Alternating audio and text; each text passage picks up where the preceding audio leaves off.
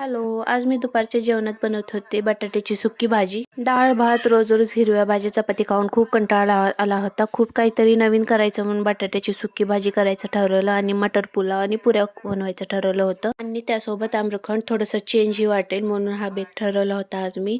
लगेचच मसाला भात करायला घेतला. त्यामध्ये कांदा टाकला. कांदा फ्राय झाल्यानंतर अद्रक लसूण पेस्ट टाकून व्यवस्थित मिक्स केलं. त्यानंतर हिरवी मिरची, टोमॅटो, कोथिंबीर, कढीपत्ता टाकून मिक्स केलं. त्यानंतर त्यामध्ये गरम मसाला, धनिया पावडर टाकून व्यवस्थित मिक्स केलं आणि तांदूळ आणि वाटाणा घालून मिक्स करून घेतलं आणि त्यामध्ये गरम पाणी टाकलं. अशा सिंपल पद्धतीने मटर पुलाव खूपच टेस्टी बनतो. खूप छान वेगळीच टेस्ट येते.